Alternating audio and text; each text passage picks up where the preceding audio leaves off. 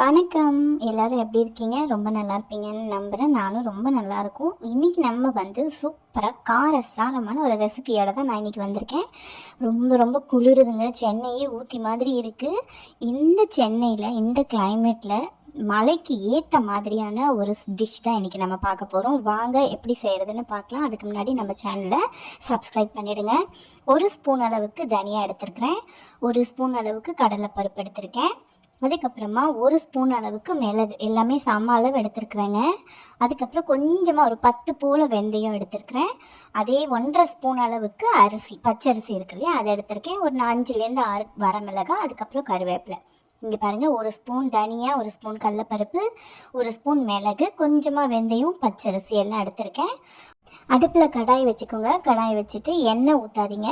சும்மா இதை அதாவது வர சட்டிலேயே வதக்கணும். எண்ணெய் எதுவுமே விடாமல். நான் சொல்லியிருந்தேன் இல்லையா, தனியா, கடலைப்பருப்பு, பச்சரிசி, மிளகு, கருவேப்பிலை, காஞ்ச மிளகா, வெந்தயம், இது எல்லாமே எண்ணெய் விடாமல் வறுக்கணுங்க. எண்ணெய் விடக்கூடாது, அது முக்கியமான ஒரு விஷயம்.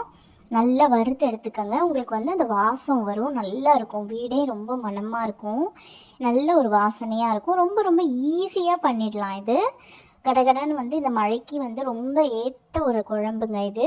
சளி பிடிச்சவங்களுக்கு ரொம்ப இதமாக இருக்கும். இப்போ அடிக்கடி எல்லா இடத்துலையும் நிறைய ஜுரம் வந்துட்டுருக்கு. அதனால் இந்த குழம்பு வச்சு கொடுங்க, நல்லாயிருக்கும். நல்ல ஒரு நெல்லிக்காய் சைஸ் அளவுக்கு புளியை நான் ஊற வச்சு வச்சுருக்கிறேன். இங்கே பாருங்கள், நல்லா வறுபட்டு வந்துருச்சு. இப்போ ஆற விட்டுருங்க. ஆற விட்டுட்டு ஒரு மிக்சி ஜாரில் நல்லா பொடியாக அரைச்சி எடுத்துக்கோங்க. இங்கே பாருங்கள், இந்த மாதிரி குறைன்னு அரைச்சா போதும். இப்போ என்ன பண்ண போகிறோம் அப்படின்னா, நைஸாக அரைச்சிடாதீங்க, கொஞ்சம் குறைன்னு அரைச்சா இது நல்லாயிருக்கும். ஊற வச்சுருந்தோம் இல்லையா, அந்த புளியை எடுத்து இதில் போட்டுக்கோங்க. இதில் போட்டுட்டு இதை ஒரு நல்ல இந்த மாதிரி இன்னும் கொஞ்சம் தண்ணி ஊற்றி, புளி தண்ணி ஊற வச்சுருந்தோம் பார்த்தீங்களா, அதை சேர்த்து அரைங்க. அப்போ தான் நல்லா இருக்குங்க இந்த குழம்பு. மறக்காமல் ட்ரை பண்ணி பாருங்கள். இங்கே பாருங்கள், ஒரு பேஸ்ட் மாதிரி வந்துருச்சா. இப்போது அதே கடாயில் நல்லெண்ணெய் விட்டுக்கோங்க.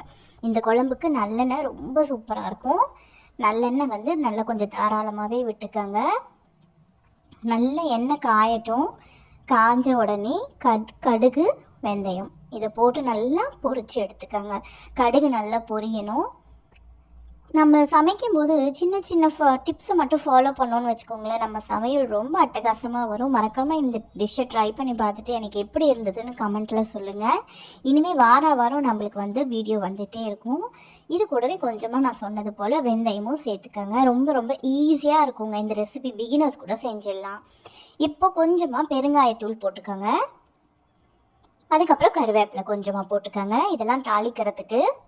இப்போ நம்ம விழுது அரைச்சி வச்சுருக்கோம் இல்லையா, அந்த தனியா, கடலைப்பருப்பு வறுத்து புளி சேர்த்து, புளி தண்ணியும் சேர்த்து அரைச்சி வச்சுருக்கோம் இல்லையா, அந்த விழுதை இதை அப்படியே போட்டுடுங்க. இங்கே பாருங்கள், இன்னும் கொஞ்சம் இருக்குது இல்லையா, அதை நான் கொஞ்சமாக தண்ணி ஊற்றி மிக்சியில் அலம்பி இதில் ஊற்றுறேன்.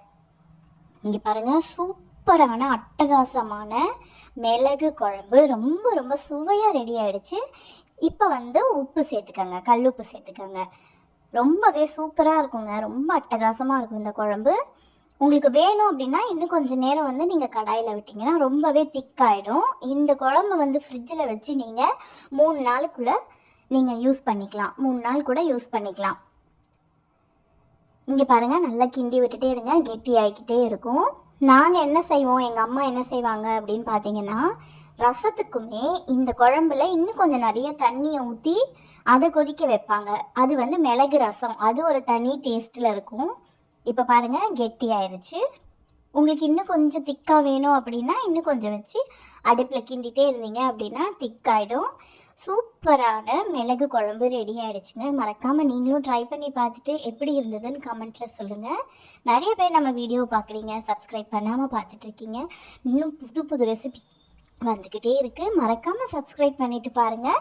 இங்கே பாருங்கள், சூப்பராக ரெடி ஆகிடுச்சு.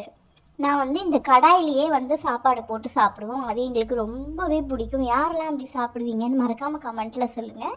இன்னொரு வீடியோவில் சந்திக்கிறேன். பாய்.